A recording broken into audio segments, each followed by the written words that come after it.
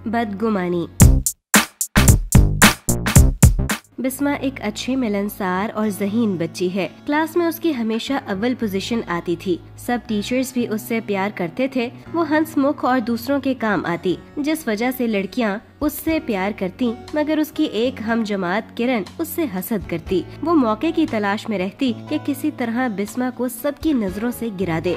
आखिर एक दिन उसे मौका मिल गया। वो पानी पीने के लिए इलेक्ट्रिक कूलर के पास खड़ी थी। उसने बिस्मा को प्रिंसिपल साहिबा की टेबल से पेन उठाते और क्लासरूम की तरफ बढ़ते देखा। किरण के दिल में लड्डू फूटने लगे कि अब वो बिस्मा को बदनाम करेगी। उसने जाते ही अपनी दोस्तों को बताया कि बिस्मा ने प्रिंसिपल साहिबा के ऑफिस से पेन चुराया है। कुछ लड़कियां तो मानने को तैयार ही न थीं, मगर जब किरण ने कसम खाकर कहा तो सबको यकीन आ गया। अब क्लास में खुसर फुसर होने लगी। जब बिस्मा करीब आई तो सब लड़कियां चुप हो जाती। उसने महसूस किया कि कोई उसके साथ सीधे मुंह बात नहीं कर रहा। अब किरण बहुत खुश थी। बिस्मा से बात करना पसंद नहीं करती, सब मुझसे गपशप करती हैं। एक दिन बिस्मा ने ब्रेक के वक्त किरण और लड़कियों से कहा कि उसकी सालगिरह है, तुम सब मेरे घर आना। किरण ने मुंह बिगाड़ कर कहा, हमारे पास फजूल टाइम नहीं। बाकी लड़कियों ने भी हाँ में हाँ मिलाई और बहाना किया कि इम्तिहान करीब है। बिस्मा मायूस होकर क्लासरूम की तरफ बढ़ी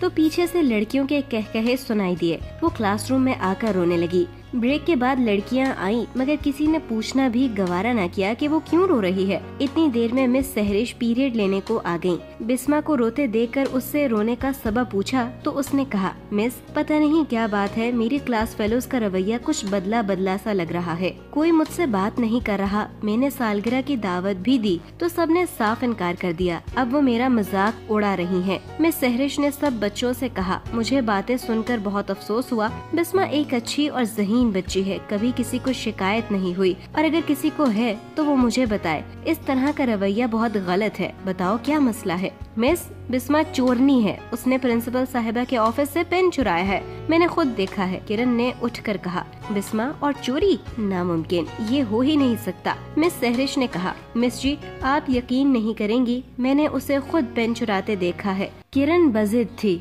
ओह अच्छा, अब समझी। क्या पेन का कलर ग्रीन था? मिस सहरिश ने पूछा। मैं कुछ दूर थी, लगता तो ग्रीन ही था, मगर यूं चोरी करना बुरी बात है। उफ खुदाया। मिस सहरिश ने अपने बैग से पेन निकाला और टेबल पर रख दिया। ये पेन है, मैं प्रिंसिपल साहिबा की टेबल पर भूल आई थी। मैंने ही बिस्मा को भेजा था। प्रिंसिपल साहिबा राउंड पर थी। मुझे आकर बिस्मा ने बताया था कि इतनी सी बात का बतंगड़ बना दिया। देखो किरण, तुम्हारी इस बदगुमानी ने पूरी क्लास को हेजान में मुब्तला कर दिया, और बिस्मा ने ये दिन कैसे गुजारे होंगे। ये सब तुमने बिस्मा से हसद की वजह से किया, वरना तुम खुद उससे पूछ सकती थी।